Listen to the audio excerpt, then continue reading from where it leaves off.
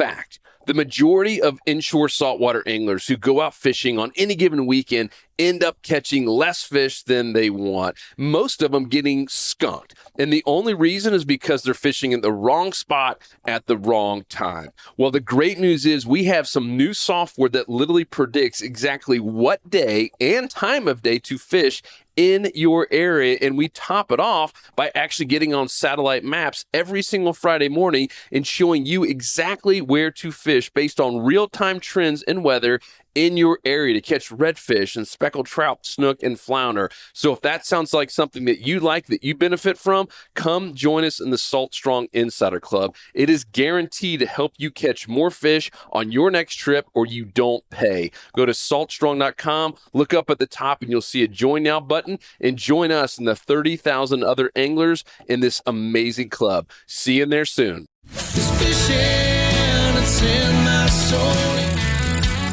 Welcome to the Salt Strong Podcast, disrupting fishing entertainment as you know it. Prepare to laugh. Prepare to get to know fishing legends in a whole new and unfiltered way. And on occasion, you might even learn a thing or two about fishing. Here's your host, Joe Simons. Like diamonds.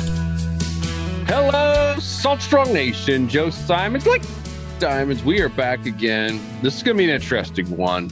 Our boy Tyler here, will introduce him in a second, has been emailing us with some really interesting facts about just the overall health of the Indian River. And it's horrible. Like, you read some of the stuff and like, man, what in the world? And one thing in particular that I don't think gets enough attention, and we're not trying to pinpoint and say this is the problem, but this is more about awareness. This is going to be a discussion.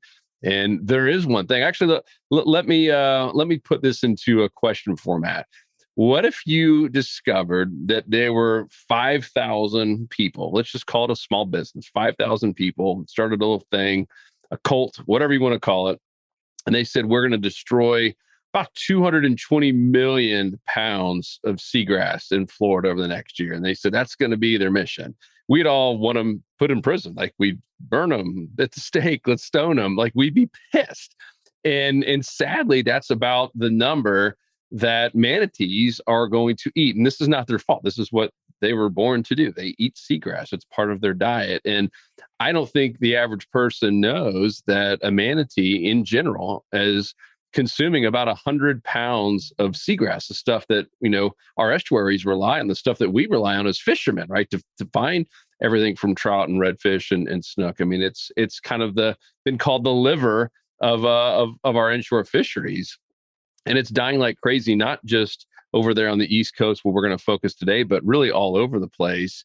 And one of the kind of culprits in this whole thing, it's not the culprit, is manatees. And it's horrible because they're starving to death. And there's some issues with the power plants and how reliant on they are. And they're not migrating south like they should be. And we're going to talk about all this stuff, but it's certainly eye-opening. And hopefully we have a couple of different solutions, and we're looking for feedback. So I want to preface that we're looking for feedback on all this. This is not us saying this is how it's going to be and this is the problem, but it certainly is part of the problem, and it seems to only be getting worse. So we've got Tyler Jones. Welcome, my friend. First time on the Salt Strong podcast. Yeah, dude. And what's in quick little background before we have Justin kind of go into how we got here? What's your background? You're studying.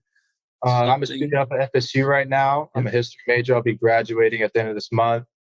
I'm from Orlando, so when I'm back there, I have a kayak I take out on the Indian River Lagoon quite frequently. Love sight fishing. Recently picked up the fly rod about 6 months ago. Cool. I'm loving that. And I'm fortunate enough when I'm up here at school, I wade fish over in the Big Bend. I really feel blessed to be able to fish up here. And really see what natural Florida really looks like. It's a big contrast to what I see back down in Central Florida. And I think we can have a good discussion about, a factor that's often overlooked when it comes to the IRL's recovery, and specifically the North IRL. And so how did you get so involved in just the knowledge part of it? Because you've been emailing Luke and I thesis papers and some pretty interesting studies. Why did you kind of take that path to say, all right, I want to make a change and a difference? A big part of it is talking to locals and guides. So guys that are, out on the water, they make their living on the water. They're out there multiple times a week. They fished it for, decades, some of them their entire life.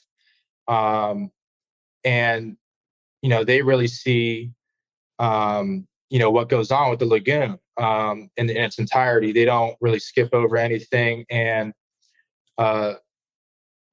they see things that outsiders may not recognize looking in when it comes to, they see in the news, the lagoon suffering and the seagrass is dying. And when it comes to, different factors in the lagoon's decline, I think it's important to hit on every one. None of them are too minuscule to overlook. And when it comes to manatees, I think it's important to emphasize, we've put them in this position. They wouldn't be starving if it wasn't for us. They wouldn't be, staying in the lagoon year round if it wasn't for us. This is all man-made, and I think it's important to recognize that. Yeah, love it. Cool. So, Justin, how did we get here overall in the IRL? So the short spark note version is that the health or the ecosystem of IRL, Indian River Lagoon, North Indian River Lagoon, where pretty much the headwaters come in from Turnbull Creek, and then the adjacent Mosquito Lagoon, all of which have virtually no tidal flow. The flow of water throughout those systems are very wind driven out of the north and the south, how much water moves in and out of the area. And the quick backstory is that I think Tyler put it, I think a good time frame of that was about 2009, 2010. We had a major freeze here in Florida. It sadly killed off a very large population of game fish, particularly trout and the snook population through both lagoon systems. But one important thing that Tyler pointed out offline was that it kind of threw off the balance of like chlorophyll A and phytoplankton and the base foundation for life throughout the lagoon system. I mean, a lot died. It was a pretty harsh freeze. It went on for over a week or a week and a half in very cold temperatures. Moving forward was a very slow trickle downward of the current state that we're at now, which is in many areas patchy, dirty water and virtually no seagrass, not like what it was and what it has been for many, many years. Fast forward to about 2015, we had a serious algae bloom. We had I think it was a Vibrio or brown algae related issue. It started, I remember being on the water and in Mosquito Lagoon having pea soup green colored water. Stark contrast from the gin clear water that I've spent, 10 plus years fishing in the lagoon system and having lush, rich seagrass, widgeon grass, manatee grass, ironically, and I believe turtle grass in some areas where it would come up to the surface and it would shoot and there would be runners on the surface where it was just a forest of grass in many locations throughout the lagoon systems. And from about 2015, when we had that algae bloom and it kind of blocked out all the clarity of the water, I mean, it was just green and then it turned into brown. For years, we would go through waves. It wasn't all year long, right, Tyler? Like it was periods of time where we'd have 3 to 5 months or 6 months of brown water where the sun could not penetrate said seagrass and it could not photosynthesize and continue to grow. So that blocking of sunlight ended up wiping out a large chunk of the available seagrass.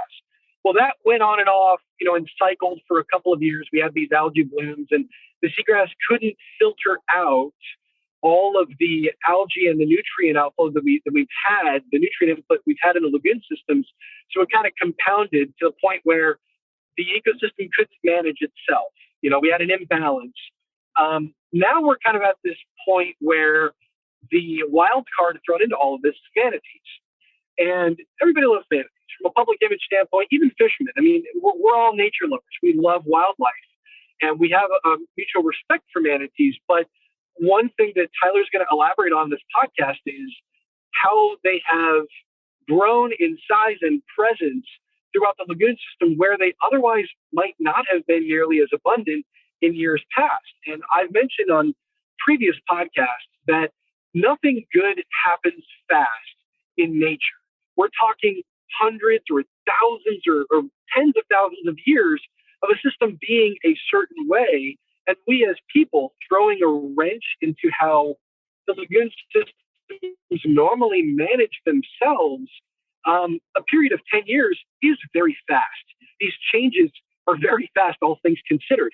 The topic of manatees that, Tyler, I want you to take the reign and run with this is how we as people, both the public and fishermen, what is being done to basically nurture and support the presence of manatees and their seeking of the seagrass resource that we have in our lagoon system.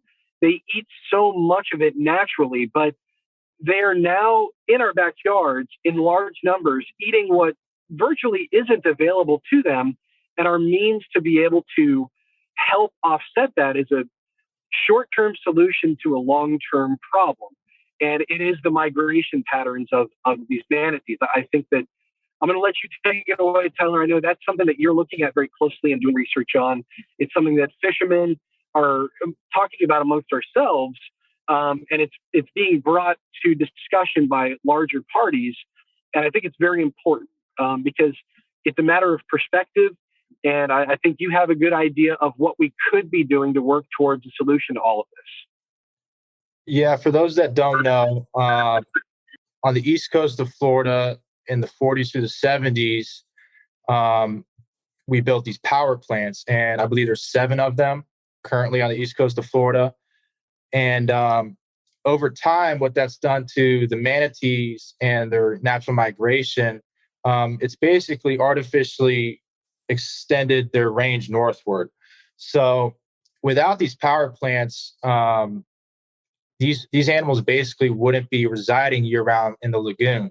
It would be more migratory. You would see less of them. And what these power plants have done, they allow them to overwinter.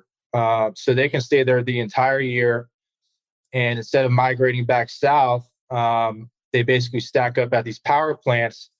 And talk about why for someone who might understand why power plants, why are they there? So I believe the one in Port St. John specifically, that's the one they rely on in the North IRL.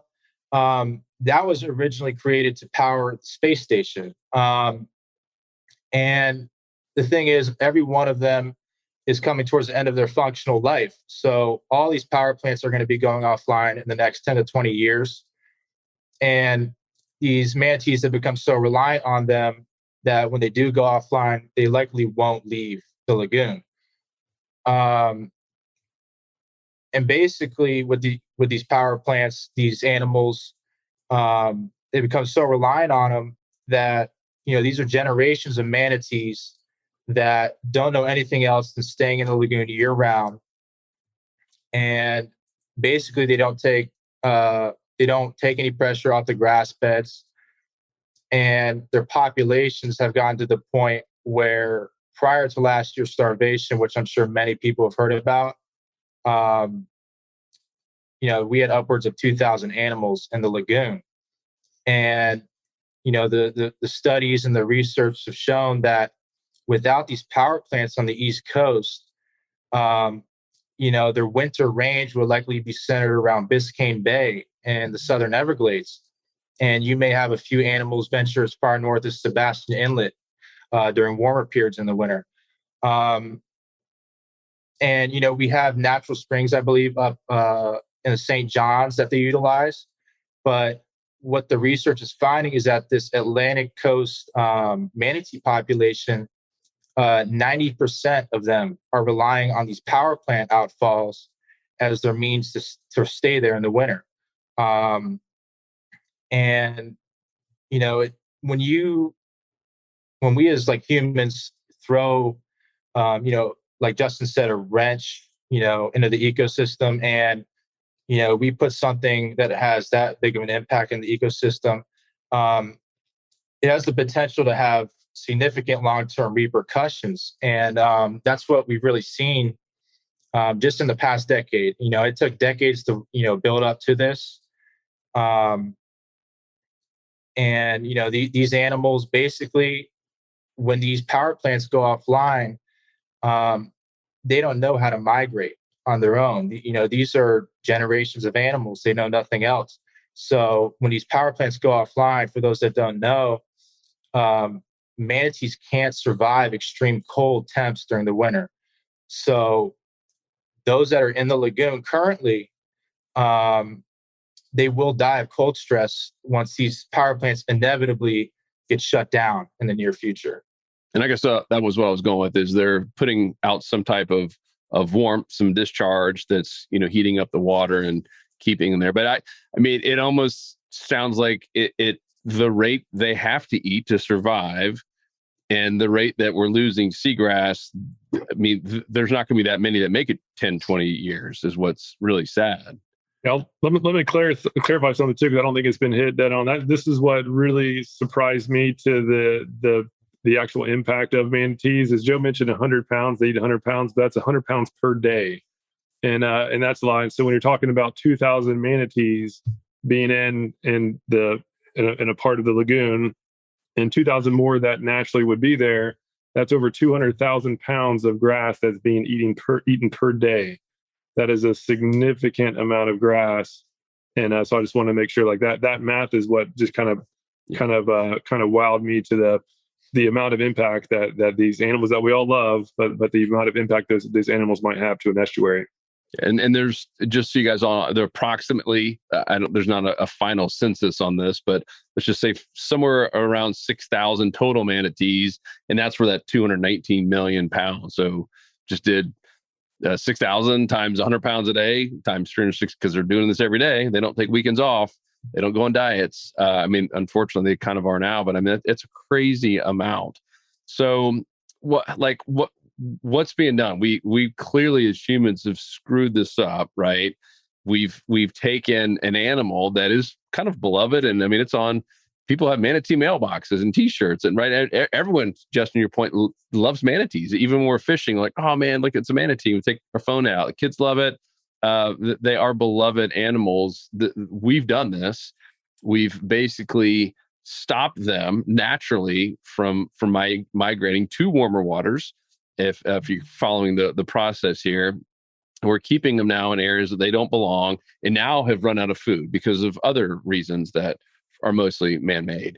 So what's happening? Like what's being discussed? I know there's been some feeding programs that may or may not have worked, and there's been a lot of talk, but I don't know that anything's happened yet. Yeah, with the feeding program, that was publicized pretty well this past winter. It was on a bunch of local news stations. I'm sure you guys had already heard about it. Basically, this feeding program, it was funded through a grant by Florida Power and Light. And get this is the corporation that owns this Port St. John power plant. And they worked with, I believe, it's a Save the Manatee organization and FWC state agencies to implement this feeding program. And the sad thing is, for the most part, it was really a safe face operation.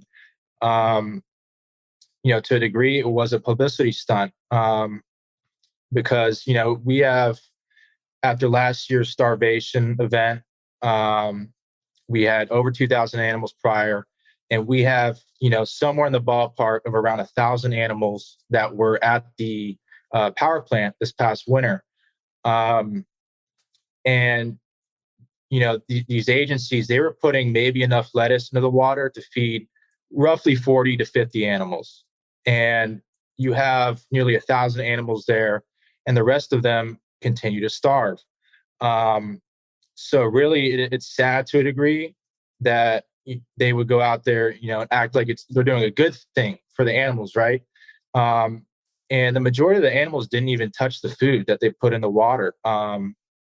And, with the efforts to restore the lagoon recently, the whole idea behind it is reducing the nutrient load going into the estuary. When you're just putting bales of vegetation into the estuary that don't belong there, you're adding nitrogen to the water column. You're putting nutrients in the estuary. So anything that's uneaten really is potential fuel for, potential algae blooms.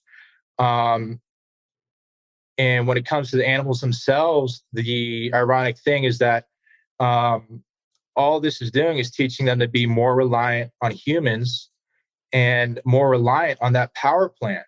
And, in the long run, it's just going to end up being their downfall because, I don't understand the logic behind the program, because once spring comes around, that grass isn't all magically going to come back. They're going to continue to starve just like last year. Now that it's spring, these animals are going to disperse from that power plant as that water warms. And I mean, just 3 weeks ago, I was out on the water and I saw a full-grown one washed up. And I'll likely see more of these animals washed up throughout the rest of the year. And it's really sad to see, these state agencies that are supposed to be, managing our wildlife resources, framing it as a positive thing for the animals in the estuary. So. Yeah, I thought it was never a good thing to be feeding animals, like from gators to sandhill cranes. I mean, that's what I thought too. Yeah, I mean, it's short term. I mean, I think there's people who could say, yeah, and cheer them on. But I mean, long term, to your point, especially if you have now a generation or multi-generations of any animals who are relying on humans, in this case, a power plant and or some feeding program or programs, it just doesn't end well. It's sad. I was gonna say, how else do you get them to migrate though? I mean, it's not like doing a cookie crumb with lettuce down south. Like what can actually be done that? But isn't lettuce? Let's talk. Is lettuce? Is that a myth? Manatees they love lettuce? It's not like hamburger for pizza for humans, is it? I mean, if I can interject, like I worked with manatees in captivity for a public aquarium for a while. And I mean, that's what they eat in captivity, but we don't have romaine lettuce just growing out in the lagoon system. So no. That's also all they have. It's like I won't go there. All right. So to Luke's question, and this is the kind of feedback we want, that we don't have the solution. We're going to come up with a couple ideas, but let's just say tomorrow we knew that these power plants are going to go offline. I assume these are all coal fire power plants. At some point they go offline. How do we get manatees to do what they were supposed to do and start migrating versus starving or dying because of being frozen? I want to touch on that. So the study that discusses these warm water refuges for them, it emphasizes how reliant they become on these power plants. And it was written by officials from the Marine Mammal Commission and the Mote Marine Laboratory in Sarasota. And they say weaning these animals off the reliance on these hydrothermal power sources is the only way to restore migration. And it really is quite simple. They discussed how basically creating metal posts and using them as a fence to gradually move them farther away from the water source would eventually get these animals to move on and find a warmer source of water farther south. And then again, you have to do it gradually. You can't just cut off their access entirely overnight. They wouldn't know what to do, but it emphasizes that basically weaning them off of it and teaching them to be less reliant on the warm water source is how to go about it. So no different than cattle. I mean, they're called the sea cow. Use fences and you get them to move and eat grass somewhere else. Yep. Justin, what else did? Yeah, go for it. No, I'm remembering the recent podcast we did where I made mention to, that proposal to NOAA for implementing artificial heaters or units to be able to provide heated areas around passes and inlets throughout Florida. This was right after the the freeze in 2009, 2010. I was in college. I wrote a mock grant proposal to NOAA saying, I really don't want to see another decline of snook and sea trout. And I want to know that my kids and future generations can enjoy the game fish that it was just like heart wrenching to see so many float belly up during the freeze 10 plus years ago. Created this proposal where, we'd implement artificial heating in key locations where there's a lot of water flow during the wintering season so that all kinds of species, not just game fish, but migratory birds and manatees potentially and other animals could find safe haven. And NOAA's response to that proposal when I was in school was, we are not in support of artificial means to be able to help nature carry on. Like that isn't the path that we want to go. We'd rather a natural implementation of habitat to be able to restore or help, the ecosystem rebound. That was their view and their approach.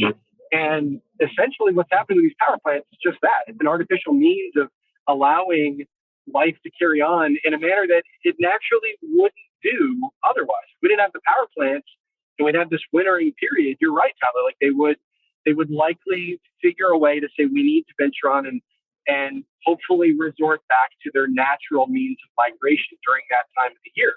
So when you brought that into light, it made me immediately think like, makes sense. Like NOAA wasn't in support of artificial means to help things rebound, and we shouldn't be today. So using that fence would essentially just block them from going to an artificially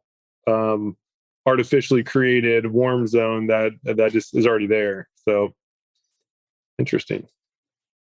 Just like cabins for clean water. Let it flow. Let them flow south. Let them flow south. It is, but it goes back to natural. It's the stuff that we've done as humans, unfortunately. So has anybody been serious about actually making that sort of some sort of fence or something around the power plants? How is that going? It seems like that's the thing. When it comes to managing, these animals and this basically a massive herd of grazing animals that's still there, they haven't come up with any long-term solution yet, and that's what's sad. I hope in the future that they do encourage a natural migration. No doubt it's going to be costly, but the feeding program they implemented this past winter was costly, and really how much was it? I remember seeing it was a pretty bigger number than I thought to. I don't know a bunch of lettuce. But, okay. It was definitely up there in the millions in taxpayer dollars, and then they had the grants given to them. But it's coming up with a Band-Aid solution that really isn't going to have any long-term impact, and it's only going to have negative consequences here down the line.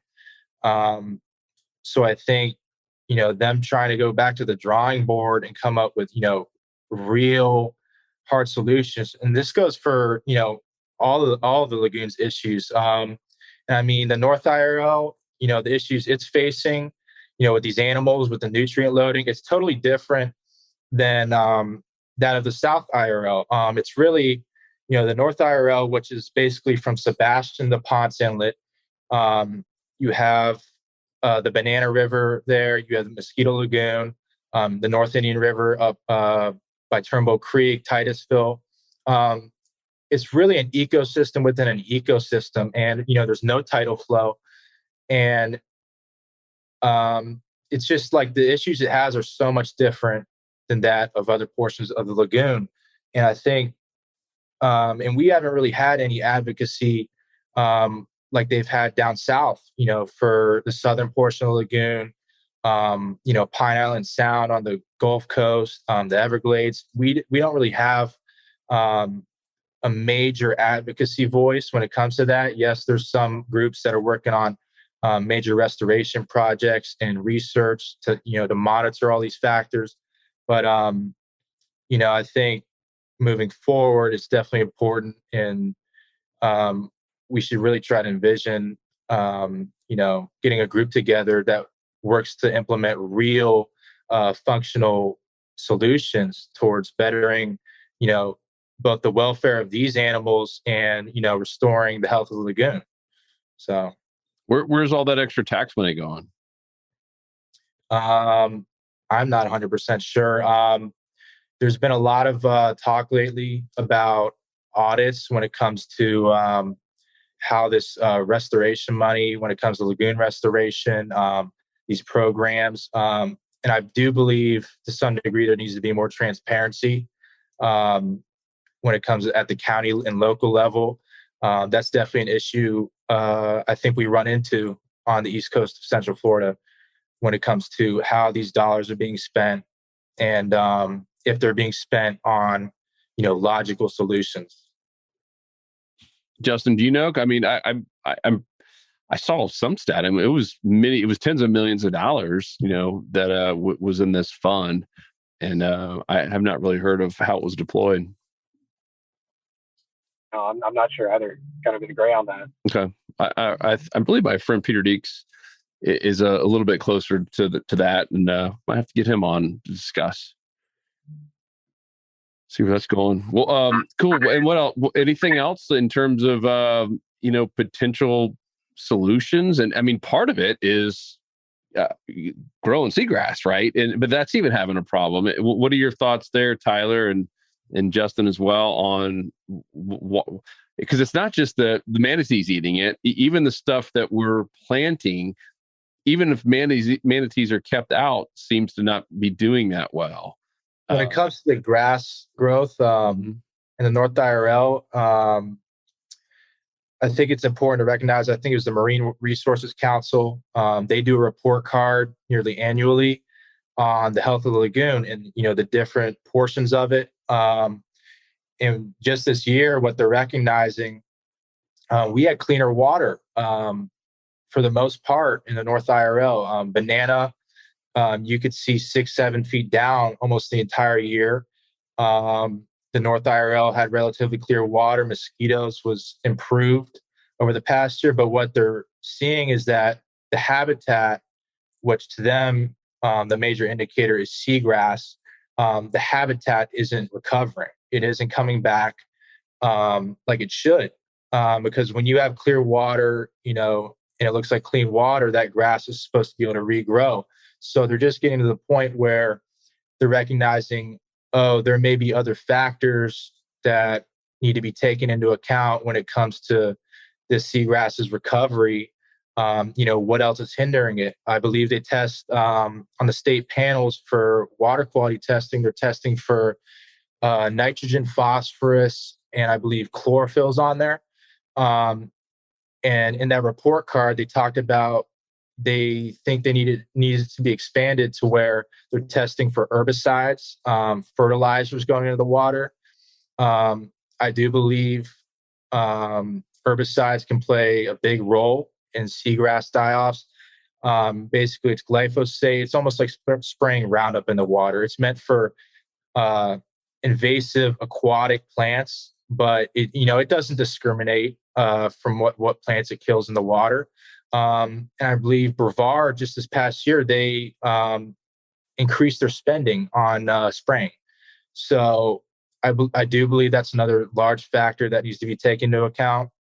And when it comes to the manatees, I mean, I've seen these animals literally crawl up on their bellies with their backs out of the water to get up, to the seagrass. And the only places you see grass growth in the lagoon are these shallowest flats where these animals can't access. There's a guide I know that he literally has a video. He was out on Mosquito Lagoon, I believe, and he was up on a shallow flat, and the entire flat was barren. And this is to demonstrate basically what these manatees are doing to the grass. And then there's a submerged branch coming out from the shoreline. And in between the branches, that log, the grass was, it was probably a foot up to the surface, and it was thick. And it just shows you that these animals in the lagoon in its current state, the grass doesn't have a chance if they have access to it. And when it comes, like you said about artificial grass planting, the success rate for planting artificial grass globally is dismally low. I believe it's something around 35% for the success rate. And artificially planted grass never is as thick, and it doesn't support as much life as naturally growing seagrasses. Something I really want to piggyback on. I don't know if I've ever told the guys this, but you want to talk about the lengths at which these animals will go to be able to find food. I have GoPro footage of, you mentioned the shallows being the area that these, manatees will eventually be able to get food. There are mosquito impoundments throughout the mosquito lagoon system that I've accessed via kayak. And in early 2021, January, February 2021, I found an impoundment that had, to me, it was a throwback. I was seeing, that really tall, stocky grass that looks almost like wheat, kind of yellowish in color. It was found in certain parts of South Mosquito Lagoon before, and this impoundment was full of it. I found tailing redfish and grass, and I about shed a tear because I haven't seen a lot of that in many years. It's very special to me. I caught 3 redfish. About a month later, I went back to that same general area in March 2021, and I found 2 manatee in there. I said, okay, cool. I found their way into the impoundment. I revisited that area recently for an insider report that I didn't include, went into that same impoundment, and there was 0 grass. I mean, I'm talking acres of grass in this impoundment. And in a matter of a year, and I'm almost positive that people that are maintaining the opening and closure of this impoundment for National Wildlife Refuge is not spraying in that particular impoundment, to the best of my knowledge. I don't know if that's a factor of why there is grass in rich abundance one year, and then the very next year there is none. I'm not one to point fingers, but I'm trying to just acknowledge all the variables as to why. I mean, that's an area that boats can't access. The general public isn't really accessing on the water aside from a handful of kayakers every now and then. I thought it was interesting that in a short period of a year, literally 12 months, to go back to that same area and there'd be 0 grass and 0 fish back up in that impoundment. So I thought that was really interesting. But a couple of manatees that you saw in there. It's wild. More than like residents. Yeah, building off of that, I mean, if you saw the animals in there, I can almost guarantee that, they were the factor that, that consumed all that grass in there. There were flats and portions of mosquito last year. I heard reports there were flats that had grass growing up to the surface, like you said, in 1 foot, 2 feet of water. And as soon as those manatees find it, with the amount of food they're able to consume, I mean, it's gone within a week. There's flats in the North IRL that were growing grass last year. The manatees got to it, and when one of them finds it, usually more are with them. So there's usually multiple, and they can consume acres of vegetation like it's nothing. And I mean, this study here talks about, it was conducted in the North Banana River in the early 90s, actually, when, the lagoon was considered healthy and it had lush seagrass on virtually every flat. And it's up by the Space Center. And so this is an area where, boats can't prop scar the flat. And it was a known flat that they knew manatees came to graze at. They put in an observation tower, and they took aerial photos from, I believe, the years 90 to 94. And what they did, basically, they took 4 13 by 13 meter enclosures, and 2 of them were gated off so the manatees could not get within them. And the other 2 allow the manatees to get in and access the grass. And what they found is that the exclosures that didn't allow the manatees to get in retained all their seagrass biomass and had growth up to nearly the surface in 2 feet of water. And the other zones that allow them to access it, they had literally 90% of the seagrass biomass removed. They talk about in the study how high densities of grazing manatees in some areas of the IRL have been reported to disturb up to 40% of the seagrass beds and remove 80 to 96% of the seagrass leaf biomass. So that just puts into perspective how much food these animals are consuming. And I mean, in the lagoon's current state, it's way past the carrying capacity When it comes to being able to sustain these animals, there is no food for them. So, I mean, when they do disperse from this plant in the spring, they're going to go on these flats. They'll eat up whatever grass is trying to grow back, but they will continue to starve because it's just not sustainable. So it's sad. Yeah, and we'll put a link to those reports. Tyler had sent that over to us prior, and it is. I mean, they show the aerial pictures, and it's clear as day that the areas that are enclosed are full of lush grass, and the areas that were open have nothing. It just looks like mud.